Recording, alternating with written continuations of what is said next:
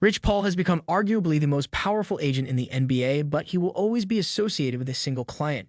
He got his start in basketball after befriending a high school-aged LeBron James, learned the ropes at CAA under James' second agent, Leon Rose, and when he went out on his own to found Clutch Sports, James was his first client. But in a Friday interview with Bleacher Report's Chris Haynes, Paul made an interesting point about the future of James' current employer, the Los Angeles Lakers. While assuring Haynes that James has not involved himself in the team's ongoing search for a new head coach, he said that, in his opinion, the Lakers' focus should probably be more so on Anthony Davis than LeBron at this point. Paul is, of course, also Davis' agent and helped orchestrate the 2019 trade that got him to Los Angeles from the New Orleans Pelicans. It is still a somewhat jarring statement here from James' own agent, given LeBron's stature within the sport, and is therefore worth interrogating what exactly it might mean, and what a Davis-led future might look like. James can become a free agent this offseason through a player option. While Paul's quote might put Laker fans on alert, all indications are that he plans to remain in Los Angeles in some form. The real question, though, is how much longer he plans to stay there. James will turn 40 next season.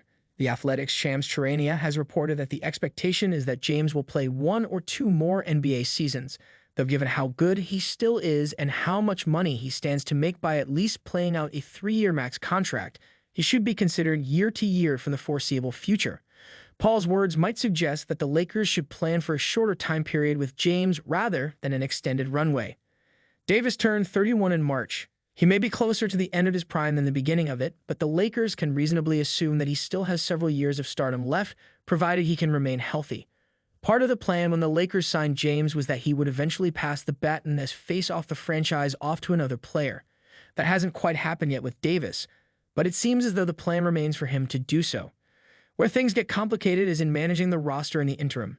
The Lakers have 3 first-round picks to trade this offseason. They have been linked to a number of star guards as targets with those picks, including Trae Young, Donovan Mitchell, and Darius Garland.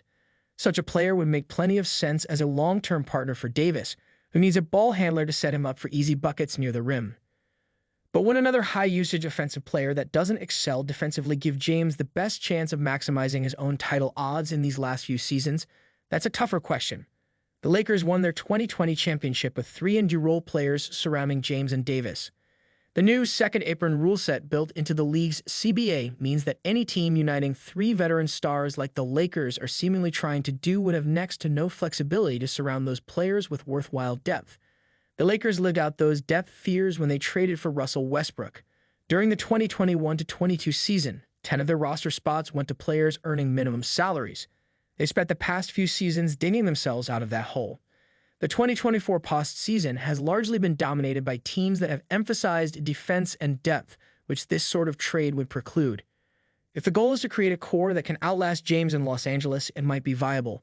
Given a few years to work the margins, a front office could conceivably find the right role players to surround Davis and a new guard sidekick that would allow the Lakers to compete.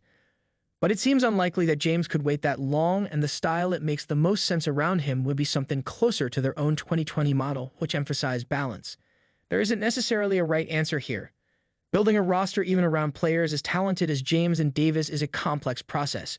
If the goal is to win right now, the answer is probably to focus on James. But if the goal is longer term, Davis might still be young enough to make a multi-year process feasible. Paul, who knows both players better than anyone, seems to believe that the latter is the preferable approach.